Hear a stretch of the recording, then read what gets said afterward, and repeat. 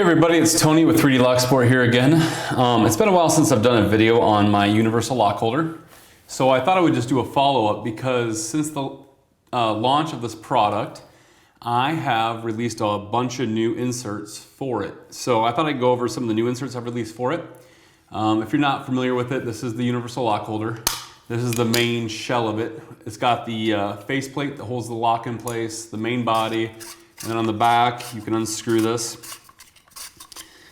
It does take a minute to get it all the way out here, but I'll show you anyways. One second.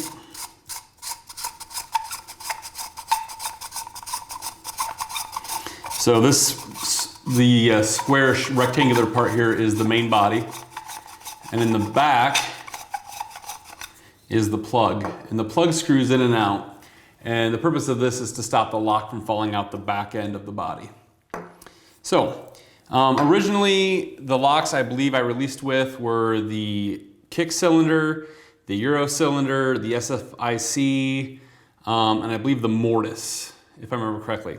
Since then, I've released a few more. I thought I'd just go over them real quick, just so you know what they were. And at the end of the video, I have an announcement of a new product that I've also launched, or I'm launching today. So at the time that you see this video, it'll be live on the website. So the first one I'm going to talk about is the rim cylinder insert. So this is the rim cylinder insert. And I have a rim cylinder here. Now there's a couple different kinds of rim cylinders. They're usually identifiable by the screw holes in the back. There's some you'll see that they're like this on the front, then there's like a skinny portion here, and then a ring around the back again that has two screw holes. It should fit both of those. Now, I've been made aware that there are some rim cylinders that are a little bit wider diameter than these, and they do not fit in the insert. I'm looking into that to see if I can make a way to make those work. I actually have a customer sending me their lock to see if I can modify this one, but this will fit most standard rim cylinders. And if you notice inside there in the back, let me see if I can get it to focus here. There is a tiny screw that's screwed through the back. And the point of this is that the screw is smaller than the threads on the rim cylinders, and it slides right in, and it stops the lock from rotating when you apply tension. And the hole on the back is so that if you still have the tailpiece like this, the tailpiece can still fit in. You don't have to remove the tailpiece. So let me go ahead and put this in. There we go. So that fits in just like that. And as normal, that'll fit into the lock, and you put your faceplate on. So you can go ahead and pick rim cylinders now with that insert. Okay, the next insert I have is a Australian oval lock. And big shout out to Albert LaBelle for sending me an Australian lock that he owned so I could get the dimensions for it to model this. And that Australian lock, just go ahead and slide right in, as so. And like this. And then again, the lid just goes on the front, the faceplate goes on to hold it in place so it doesn't come out. And I actually have another customer who is sending me an Asalok because the oval Asalok doesn't quite fit in this. So I will be coming out with an insert for that as well in the future.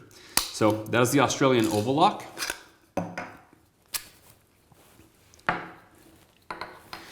The next one I have, I'm actually super excited about because this is one I've been wanting to make for a while. So on my website, I currently have a tubular lock holder. I've actually just renamed that to the tubular/cam lock holder.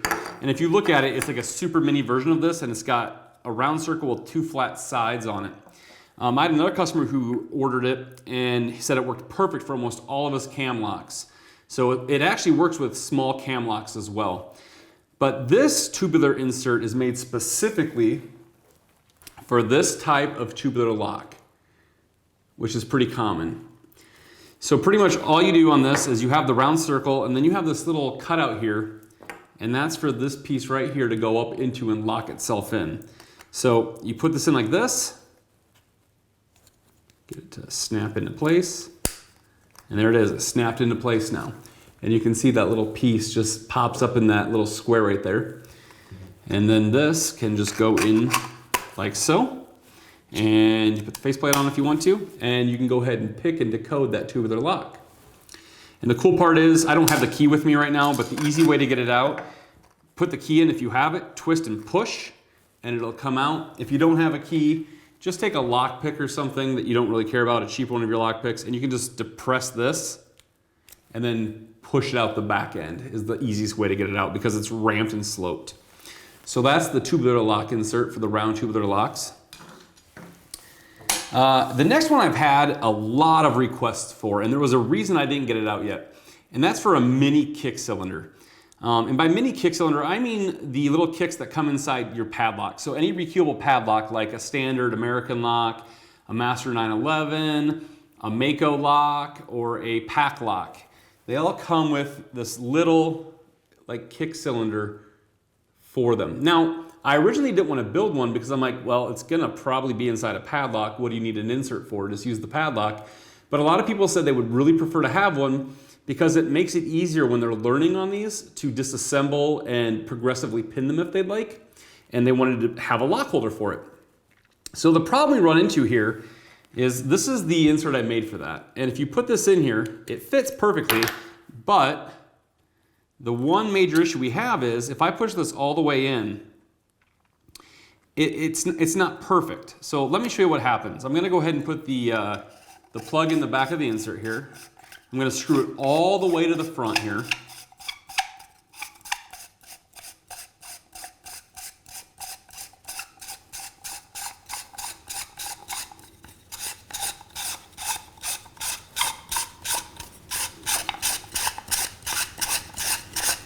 There we go, all the way to the front.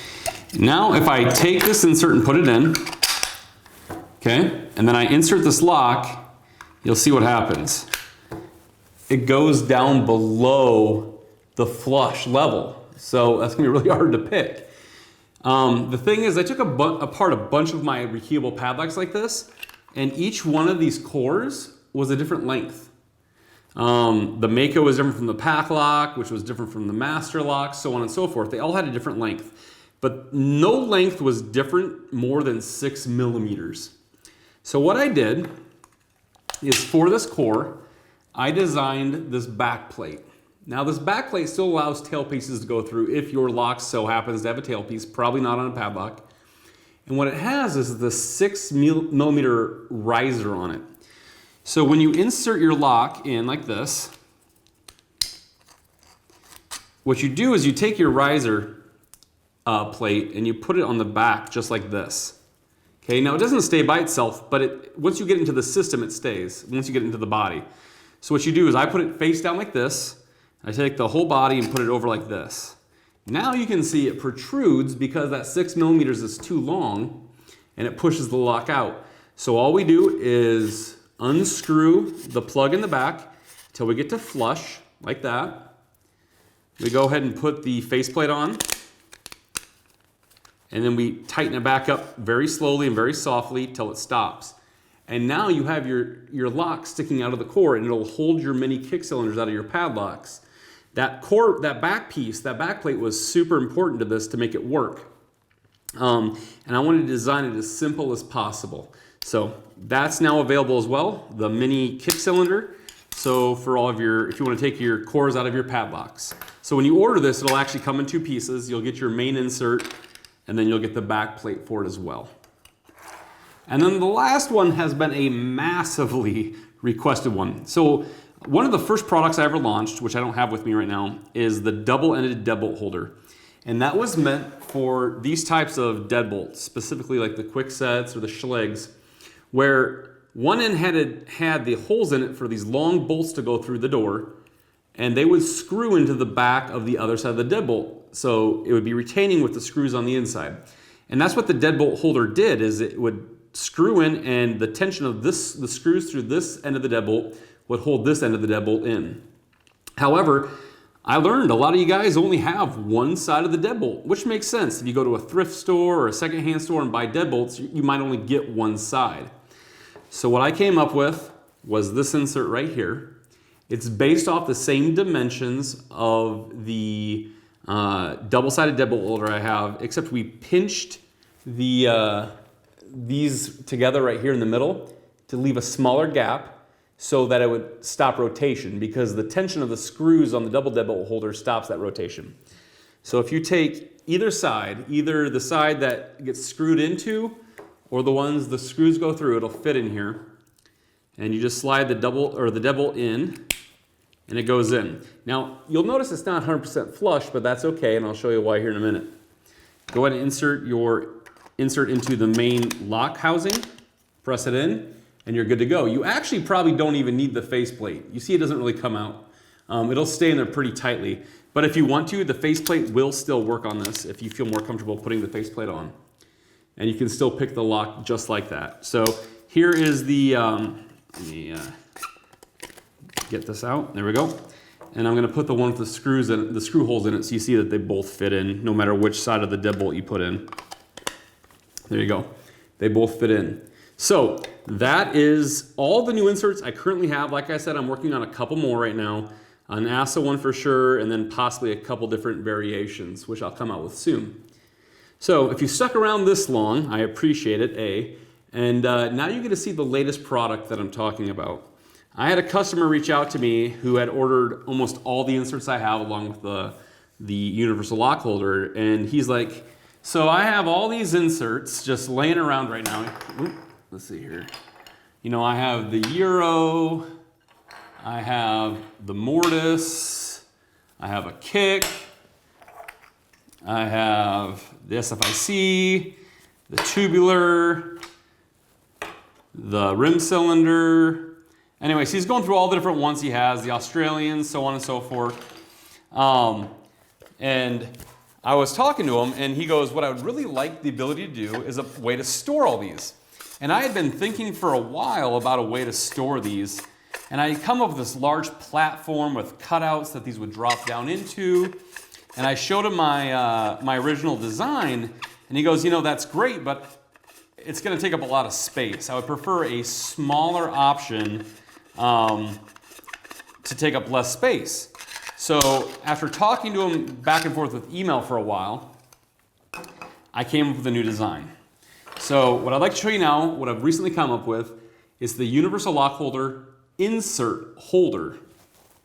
And this is what it looks like. Let me zoom out a little bit maybe on this. Get it all in there, there we go. So this is a single insert holder. It's just a nice little slant, super thin, super small, low profile. It's got the same cutouts that the front of the universal lock holder has in it. So what you can do is you can take like your Euro cylinder insert, put that in the top, your kick cylinder insert, tubular insert, your deadbolt insert. It really doesn't matter. I'll show you this. Like this is the longest insert I have, which is the rim cylinder. And the only place you could worry about hitting is this bottom, but I specifically designed it so that would not be a problem. So when this goes in, it does not touch the bottom. So this is the single version. Now, if you look at all the inserts I have, I believe currently I have 8 or 9 inserts available. I don't remember off the top of my head. So if you have all the inserts, a single like this isn't gonna work. So you have a couple options. You can either buy a single insert just like this for the ones you have. If you have more than 4, you can actually buy 2 single inserts and just slide them up side by side. But on the website, I'm actually offering a single, a double, and a triple. So the single holds 4, the double will hold 12, and I'm sorry, the single will hold 4, the double will hold 8, and the triple will hold 12. So the triple will hold all the inserts I currently have and future-proof for 3 more. And if we ever come out with more than 12, you can always add on another single, another double, or another triple. And when you buy the double or the triple, it's not 2 separate pieces. It's printed as one large piece, and it holds them all in. And the nice thing about this is you can easily move all of your inserts around at once. It keeps them all in there nicely. They don't fall out. Some inserts, you could actually keep the locks in. Not all of them, obviously. Like the Euro and the kicks, they'd fall right through. But for example, if you had your rim cylinder here, you could, in theory, keep a rim cylinder lock in here and put it in like this and store your lock inside there. Same thing if I swap these out here real quick. So the tubular lock one, any locks that stay in without the back on, you can actually store within the inserts within the holder as well. So again, this is the one I just released. It's on the website now. There's a single, a double, and a triple. So anyways, that's what I got. That's the update on the universal lock holder. Like I said, I'm still working on new inserts. But if you want to check out the inserts, the universal lock holder, or the new stand, that's all on 3dlocksport.com. I appreciate you guys checking out the video. If you liked what you saw, go ahead and subscribe. Give it a thumbs up. Like I said, I don't post a lot of videos, but when I do, I hope it's content that you appreciate. So if you liked what you saw, go ahead and subscribe. Otherwise, I will see you guys at the next video. And I'd like to say a big thank you to all the customers who have supported my little side venture here with 3D Lock Sport. You guys have been awesome. I've had nothing but good comments and reviews. And I appreciate all of you for taking a chance on a guy who loves Locksport and loves 3D printing. You know, it's amazing. If you've ever ordered from me, you've gotten the letter. There's just something about the feeling I get when I know that I've designed something and someone looks at it and goes, I want that. It makes me feel amazing, and it drives me to continue to produce new items to put to the site. So again, I'd like to give a thank you to all the customers who've purchased from me in the past. You guys are amazing. I'll see you guys in the next video. Thanks a lot.